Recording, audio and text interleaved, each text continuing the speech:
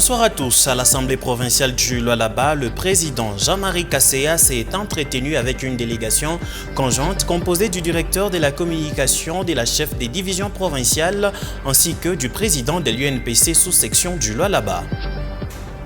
À Kolwezi, durant 2 jours, acteurs de la société civile, représentants de l'État congolais et les délégués des entreprises se sont retrouvés pour débattre de la gouvernance et de l'affectation de la redevance minière. Ces assises ont permis d'identifier les entités bénéficiaires, d'évaluer la traçabilité des fonds et de formuler des recommandations. Toujours à Kolwezi, une incursion de bandits armés a été signalée au quartier Crête-Tchamanzaka dans la commune des Manika. 2 parcelles ont été visitées par des hommes armés emportant avec eux une importante somme d'argent et plusieurs biens de valeur. Ça sera tout pour les titres.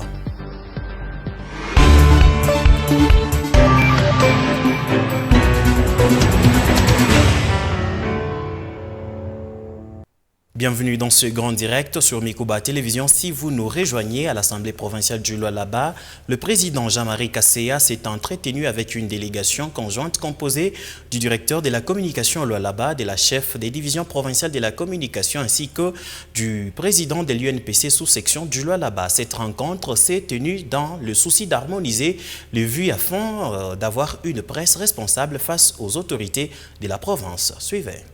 Les dérapages observés dans certains médias locaux ont été au centre des échanges entre l'honorable président de l'Assemblée provinciale du Lualaba, Jean-Marie Kasseya, et une délégation conjointe composée de Jean Katunga, directeur de la communication au Lualaba, Consolate Maïla, chef de division provinciale de la communication, et Narcisse Kabamba, président de l'UNPC sous-section du Lualaba.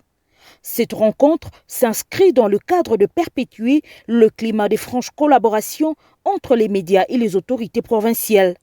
À l'issue de leur échange, un cahier des charges reprenant les recommandations des journalistes à l'endroit de leurs partenaires politiques a été remis au premier des élus provinciaux. Étant proche de la presse, l'honorable président de l'organe délibérant Jean-Marie Kasseya Tchingambo a invité les médias à jouer un rôle qui vise le développement de la province et non celui de sa déstabilisation. Chef de division de la communication, vous-même directeur de la communication provinciale, vous puissiez accompagner les institutions de la province. Nous travaillons dans la logique du chef de l'État pour qu'il y ait la stabilité afin que notre peuple puisse trouver son compte. Au sortir de cet entretien, le directeur de la communication de la province du Lualaba, Jean Katunga, s'est résumé en ces termes. Le président nous a très bien accueillis. L'harmonie était tout au long de cet entretien qui s'est déroulé dans son bureau et le président a été réceptif face aux doléances et nous a montré sur quel chemin les journalistes devraient se porter. L'UNPC a présenté aussi sa réalité de fait par rapport aux journalistes et ceux qui vont déraper, quelle serait la sanction qui les attend plus tard.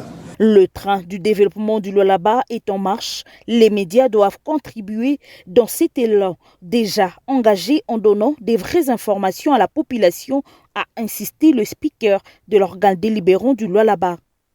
Autre nouvelle, l'amélioration des conditions d'études de la jeunesse est parmi les actions majeures du gouvernement provincial du Lualaba. Après l'Université de Kolwezi et l'Institut supérieur pédagogique, c'est le tour de l'Institut supérieur des techniques appliquées de la ville de bénéficier de l'attention de l'exécutif local. Situé au quartier Joli Site Istam, 2 grands ateliers modernes sortent déjà des terres suivies des auditoires, du bâtiment administratif et des blocs sanitaires. L'objectif pour Fifi Masuka Saini est de répondre à l'appel du chef de l'État Félix Tshisekedi Tshilombo qui mise sur la formation optimale de la jeunesse, un levier des développements actuels et futurs de la République démocratique du Congo. Regardez. Le gouvernement provincial du Lualaba poursuit ses efforts pour améliorer les conditions d'études dans les établissements supérieurs et universitaires de la province. Après l'Université de Kolwezi et l'ISP, c'est le tour de l'Institut supérieur des techniques appliquées de Kolwezi de bénéficier d'importantes réalisations. Sur son site de Golf Istem, des travaux ont été lancés il y a quelques mois pour la construction des nouveaux auditoires et amphithéâtres pouvant accueillir plus de 4000 étudiants. Les chantiers progressent normalement grâce à la dynamique des modernisations impulsée par la gouverneure Masuka Saini Fifi offrant ainsi un nouvel espoir d'accroissement des capacités d'accueil et d'amélioration des conditions d'études, non seulement aux étudiants, mais aussi au personnel académique. De grands ateliers modernes sont sortis des terres sur les sites qui seront, une fois finis, équipés des matériels de dernier cri pour faciliter aux étudiants d'effectuer leurs travaux pratiques dans des conditions optimales. Jusque-là, nous sommes à un pourcentage de plus ou moins 65%. Comme vous le voyez, ce qu'on appelle les gros œuvres a été déjà fait. Vous savez, c'est une institution universitaire technique, d'où l'autorité a songé d'ériger pour eux les ateliers de pratique. Il y aura des ateliers électromécaniques et les ateliers d'électricité et consorts. Selon Derrick Kaoumba, chargé du suivi des travaux au ministère provincial des infrastructures, les travaux sont à la phase de la pose des colonnes pour la construction des auditoires qui seront suivis de l'élévation des murs et des 3 blocs sanitaires avant de passer à l'étape suivante. Dès que ce projet sera terminé, ça va regorger au moins 14 bâtiments. Donc, quand on parle de 14 bâtiments, donc nous avons 4 amphithéâtres, 8 auditoires. Chaque amphithéâtre va regorger 600 étudiants.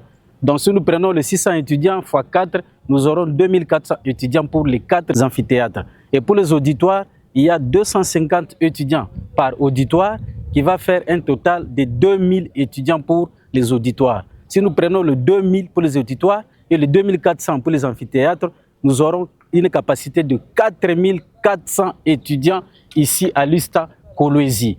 Au regard de toutes ces réalisations dans les secteurs de l'enseignement supérieur, la gouverneure Masuka Saini Fifi tient à léguer aux générations futures des infrastructures universitaires modernes, suivant la vision politique du président de la République, Félix Antoine Tshisekedi Tshilombo. Et à la mairie de Kolwezi, la dynamique impulsée en faveur de la jeunesse à Kolwezi par le maire Jacques Massengo Kindele dépasse désormais les frontières de la ville. Reçue ce mardi en audience, une délégation du Conseil national de la jeunesse est venue saluer les actions menées à Kolwezi en phase avec la vision du chef de l'État Félix Tshisekedi visant à promouvoir une jeunesse responsable, engagée et actrice du développement. C'est un reportage que nous signe la presse de la mairie.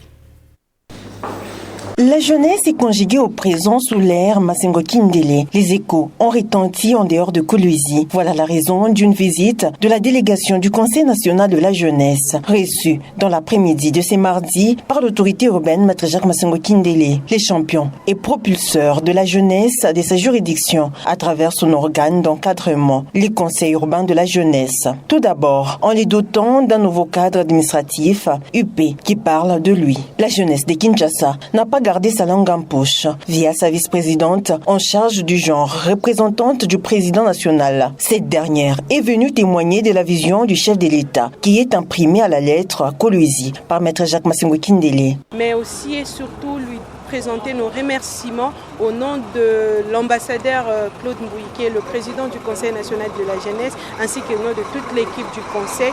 Lui dire un très grand merci pour la dotation de nouveaux bâtiments au bureau du Conseil urbain de la jeunesse de Kolwezi. Car cette démarche entre pleinement dans la vision de chef de l'État qui celle notamment de mettre en avant la jeunesse, car nous estimons que la jeunesse congolaise n'est pas que l'avenir de demain, elle est la force d'aujourd'hui. Et Monsieur le maire a honoré sa promesse autrefois, celle de doter le nouveau bureau du conseil urbain de ces cadres de travail. Entre conseil et conscientisation de cette jeunesse, le maire de Kolwezi, en s'alliant à la jeunesse dynamique du conseil urbain de la jeunesse, conduite par son président John Nawej, s'est engagé à redresser la pente courbée pour donner à la RDC entière des jeunes coriaces dans tous les domaines. Il fait très beau vivre à Kolwezi. Nous sentons qu'il y a plusieurs initiatives. La ville est vraiment en pleine construction, pour ne pas dire reconstruction. Nous saluons différentes initiatives de l'autorité comme de l'autorité urbaine et nous espérons que dans cette démarche, la jeunesse sera davantage prise comme une composante essentielle pour le développement de cette partie de la RDC. L'échange a évolué dans une atmosphère d'un père envers ses enfants qui ne cesse de matérialiser la vision du chef de l'État Félix Antoine Tshisekedi Tshilombo. Eh bien, quittons la mairie des Kolwezi pour la commune des Manika, le quartier Moussonoy fait face à une montée inquiétante de l'insécurité. De jeunes délinquants y sèment la peur depuis plusieurs semaines. Face à cette situation, accompagnée de la police, l'autorité communale a effectué ce mercredi 8 avril une descente sur le terrain pour échanger avec les cadres de base et annoncer de nouvelles mesures. Suivez. Dans la salle polyvalente de la paroisse Saint-Jean, le bourgmestre adjoint a présidé au nom de Françoise Mangweji, bourgmestre Teddy Lela, une rencontre de haut niveau consacrée à la sécurité du quartier Moussonoy. Accompagné du commissaire principal adjoint et commandant de la police nationale congolaise ville de Kolwezi, le colonel Emmanuel Katamboué, cette rencontre avec le cadre des bases a tablé autour de la recrudescence de la délinquance juvénile, les attaques récurrentes et l'activisme des bandes armées d'armées blanches. Les cadres des bases ont formulé plusieurs préoccupations, dont la demande d'implanter des sous-commissariats dans les zones qui n'en disposent pas encore, estimant qu'une présence policière de proximité est indispensable pour amener le calme. Néanmoins, la population de ces quartiers a décidé de se prendre en charge, a indiqué Évariste Ndoumé, président de Jeunes Dynamiques de Moussonoy.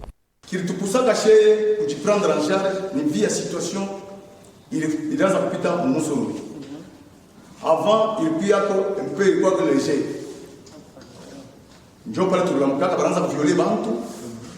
La recrudescence de cas d'agression physique, de viol, de vol la nuit comme le jour à Moussonoy nous a amenés à prendre des initiatives pour notre propre sécurité.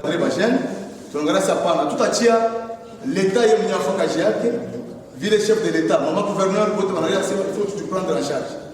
Tu vas te prendre en charge, tout sécuriser, bazazietu, na sécuriser, maman yetu, na babibi yetu, na batoto yetu. Il est surtout une fille, ni kuweka population en sécurité.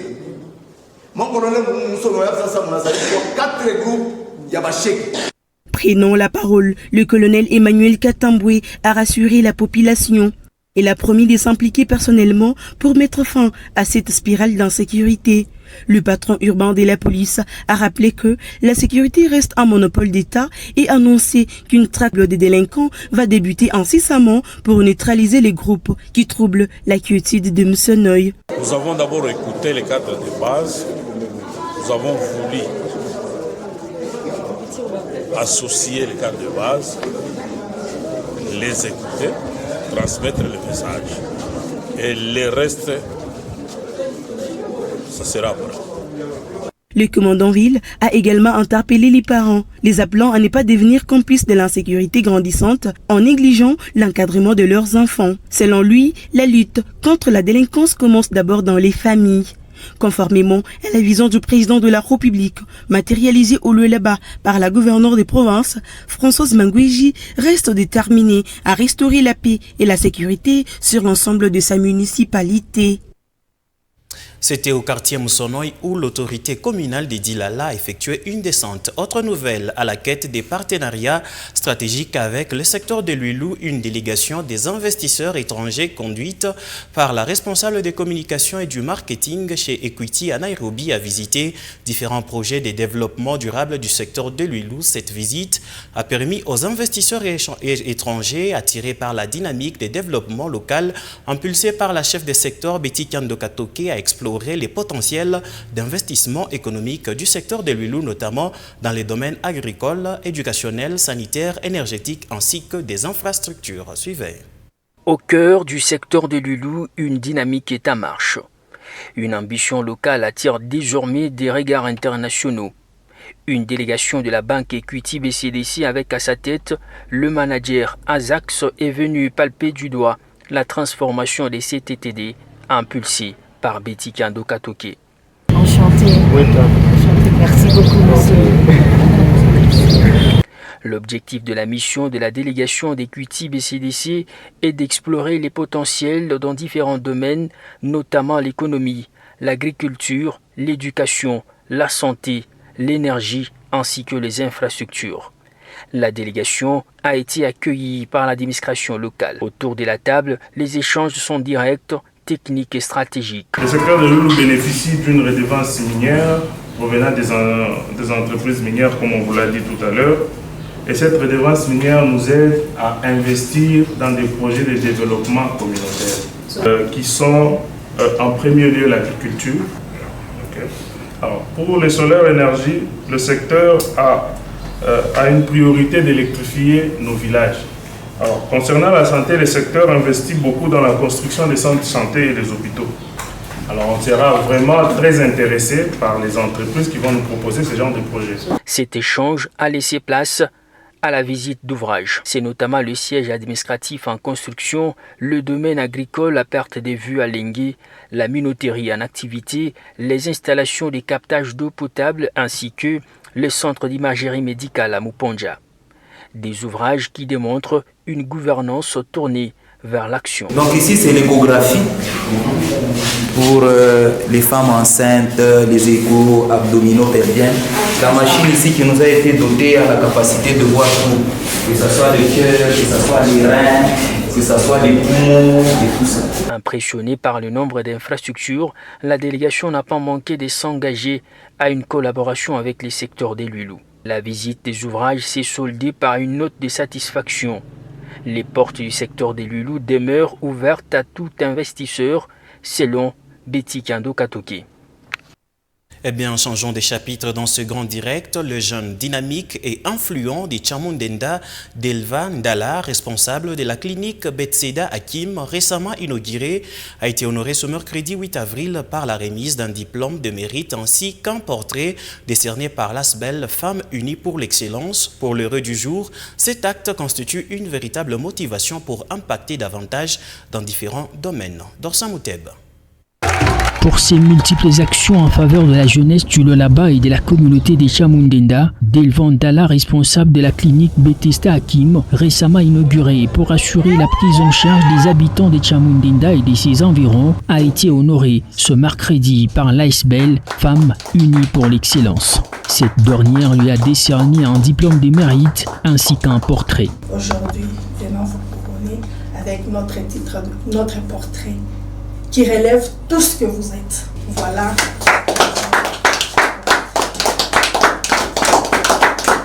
Les actions positives de Delvan Dala lui ont valu cette distinction. Delvan Dala est de ceux qui jurent que par le travail loyalement accompli, il est doté d'une expérience propre, expertise avérée qu'il transmet aux générations futures. Voilà les raisons évidentes qui ont poussé les jurys de l'ONG Femmes Unies pour l'Excellence à lui décerner un portrait pour l'encourager à œuvrer sans relâche pour la culture de l'excellence. Heureux, le responsable de la clinique Bethesda Hakim s'est exprimé en ce mot. Puisque ce n'est pas donné à tout le monde, m'en a marqué kintumwa ndani ya maisha yangu kutoka mbali ya Lubumbashi venir ici pour honorer un peu œuvre imerifanya à Kolwezi. En tout cas, mina shukuru. Dans la foulée, les malades internés dans cette clinique affirment être pris en charge de manière conséquente. Sans problème. On va vous traiter bien, madame, va vous traiter bien, ben infirmier va mpita ma visite ça yote, vile na faille contrôler au malade. Profitant de cette occasion, Delvan Dala a lancé un message aux décideurs. Mina manke kintu kimoya, kama bataweza kutusaidia, wanisaidie kuna ambulance. Juu ya kusaidia population ya Chamundenda, mamashini yote kwako, operation mbele unafanya hapa pa Chamundenda. Hapa sasa haina kwenda tena nje, tuna ba docteur ba qualité, ba docteur bale beko mieux placé njuu ya kutunza. Pour lui, cet acte constitue une véritable motivation pour impacter davantage dans différents domaines. Et puis, durant 2 jours, acteurs de la société civile, représentants de l'État congolais et délégués des entreprises se sont retrouvés à la salle Immaculata dans la province du Lualaba pour débattre de la gouvernance et de l'affectation de la redevance minière. Ces assises ont permis d'identifier les entités bénéficiaires, d'évaluer la traçabilité des fonds et de formuler des recommandations pour préparer l'après-mine. Gloire Malessou.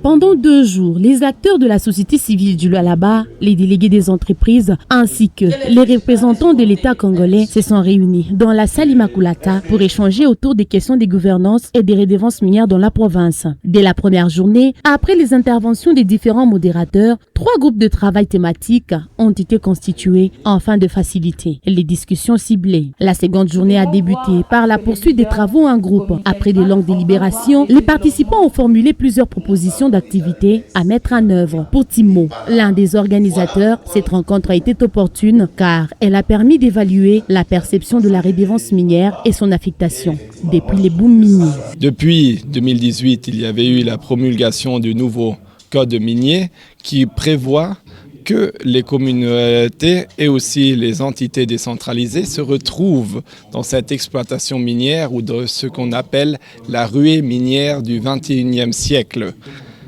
Mais quand nous allons sur le terrain, nous allons constater que selon les études différentes, la mise en place des plans de développement et des œuvres, selon les ETAD, il y a une grande divergence. De son côté, Shadrach Moukad, coordonnateur du cadre de concertation de la société civile du Lualaba, estime que les recommandations issues de ces assises serviront de base pour établir des prévisions dans les cadres de la deuxième phase d'exécution du cahier de charges. Question aujourd'hui de réfléchir autour de toutes les problématiques qui ont été évoquées hier.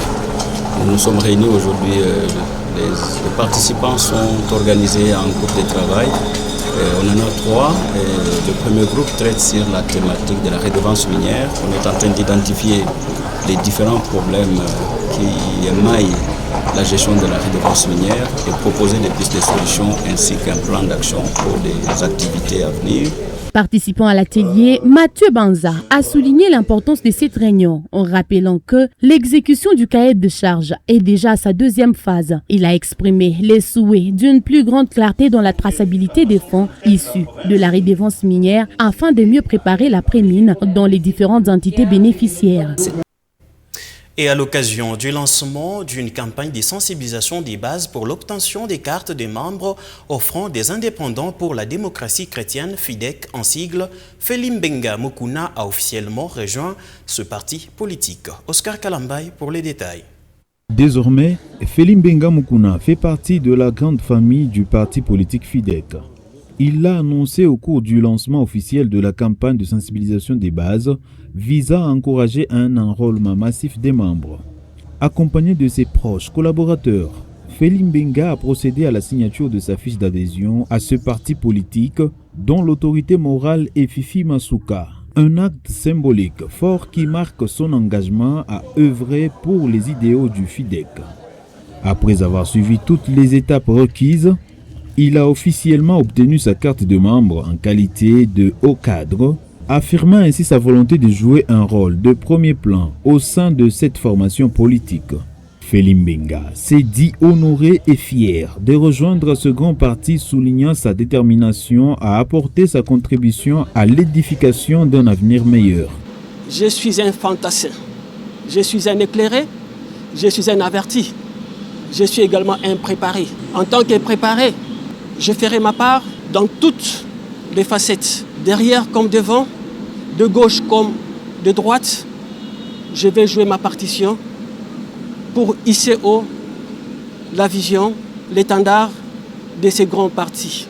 Fort de ses convictions politiques et de sa vision pour le développement, il a lancé un appel à ses bases, réparties dans différentes provinces, à emboîter le pas à adhérer massivement au FIDEC. Et ce choix que je viens de faire, c'est notre choix tous. Le grand rendez-vous, c'est celui de 2028. Eh bien, Felimbenga va s'inscrire dans cette bataille pour faire de FIDEC, de ces regroupements, la première force politique. Stratège, je le suis. Éclairé, je le suis. Donc je peux agir partout dans l'objectif de rendre la grandeur à ces partis, les FIDEC. À travers cette adhésion au Front des indépendants pour la démocratie chrétienne, Felimbenga entend s'impliquer activement dans la gestion de la chose publique en mettant en œuvre des stratégies efficaces au service du peuple et du développement durable. À Tchala Victor, la tension monte autour d'un conflit parcellaire qui oppose une partie de la population locale aux autorités coutumières du village. Depuis plusieurs jours, de voix s'élèvent pour dénoncer ce que les habitants qualifient des tentatives d'expoliation de leurs terres d'appartenance. Dans ces climats de méfiance, la population redoute que les dossiers prennent une autre tournure. Elle appelle ainsi les décideurs à intervenir rapidement pour des solutions durables. Sur place dans la localité de Tchala Victor, la colère est perceptible à cause d'un conflit parcellaire. Des habitants affirment être victimes d'une injustice foncière orchestrée, selon eux, avec la complicité du chef du village et certaines autorités traditionnelles. Ces derniers seraient accusés de vouloir disposer de plusieurs espaces sans le consentement des occupants ou ayant droit. Pour respecter ma obligation, n'est-ce pas, chef? Nous avons respecté les obligations du chef, mais nous avons été surpris de voir d'autres agents du cadastre venir avec l'objectif de revoir les travaux abattus par le premier agent avec le chef Tchala. Nous avons déjà construit ainsi, nous avons investi, mais eux veulent venir détruire. Pour les populations concernées, il ne s'agit pas seulement d'un différend autour des parcelles, mais d'une question d'héritage et de survie communautaire. Plusieurs familles disent craindre de perdre les terres qu'elles considèrent comme les leurs depuis des années, voire des générations. Cet endroit n'appartient pas au chef Kambimbi ni au chef Mouilou. C'est la place du chef Tchala Kalumbu. Moi, je suis sa fille et notre village trouve sa limite dans la rivière Chingana. Nous refusons avec nos terres. Face à cette situation, des cris d'alarme sont lancés par les habitants qui appellent les autorités compétentes à intervenir rapidement afin d'éviter une aggravation du conflit. Ils réclament notamment la vérité, la transparence dans la gestion foncière et le respect de leurs droits. Nous avons déjà payé nos terres. Où irons-nous? Que Madame la gouverneure et le chef d'État nous viennent en aide. Dans ce climat de méfiance, beaucoup redoutent que ce dossier ne prenne une tournure plus sensible si aucune solution juste et apaisée n'est trouvée dans les plus brefs délais. Contacté à ce sujet, les chefs de localité, particulièrement Kambimbi, dit ne pas être lié à ce dossier. Il a par ailleurs promis de revenir pour donner la cartographie de différentes localités.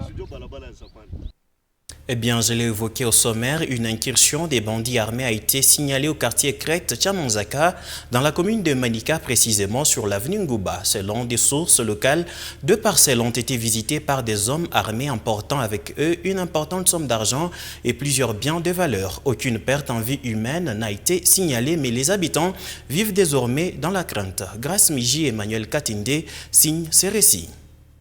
Ils ont frappé en pleine nuit, dans un silence presque total, avant d'essaimer la terreur. Au quartier Crête Tchamanzaka, dont la commune des Manika, des hommes armés ont perpétré une nouvelle incursion, ciblant 2 parcelles voisines. Une attaque rapide, violente et visiblement bien préparée. Tout commence par des bruits suspects, puis des murs qui cèdent sous la force. Les assaillants, bien organisés, détruisent les clôtures, brisent vitres et portes pour s'introduire dans les habitations. Dont la première parcelle, qui abrite un shop et un point de vente, ils emportent une importante somme d'argent, plusieurs téléphones, ainsi que d'autres biens des valeurs. Les occupants n'ont rien pu faire face à ces hommes déterminés. Ils ont fait irruption en détruisant la clôture. Ils étaient une dizaine. Une fois à l'intérieur, ils ont exigé de l'argent. Nous leur avons remis 800 000 francs congolais pendant que je suis resté caché dans le couloir. Ils ont ensuite demandé à ma mère où se trouvait mon père. Elle a répondu qu'il était au champ. Après cela, ils se sont dirigés vers la boutique où ils ont emporté des téléphones, des powerbanks ainsi que de l'argent. La seconde habitation n'a pas été épargnée. Là aussi, les assaillants ont emporté une importante somme d'argent et plusieurs biens des valeurs. Ils étaient très lourdement armés. Ils ont pris le peu d'argent que je possédais. L'un d'eux a demandé à ma mère où se trouvait son téléphone. Chose étonnante, c'est qu'un autre a lancé: penses-tu que parce que tu es souffrante, nous ne viendrons pas chez toi? Les habitants, encore sous le choc, redoutent des nouvelles incursions et appellent au renforcement urgent de mesures de sécurité dans la commune des Manika. Tout ce que nous demandons aujourd'hui à notre gouvernement, c'est la sécurité. Nous vivons dans une insécurité totale. Ce qui nous est arrivé devient de plus en plus fréquent. Et pourtant, jusqu'à présent, aucune mesure concrète n'a été prise. Ces actes relancent une fois de plus la question de la sécurité dans plusieurs contrées de la ville de Kolwezi, où les habitants vivent désormais dans la peur permanente. Ça sera tout pour ce grand direct. Merci à vous de nous avoir suivis.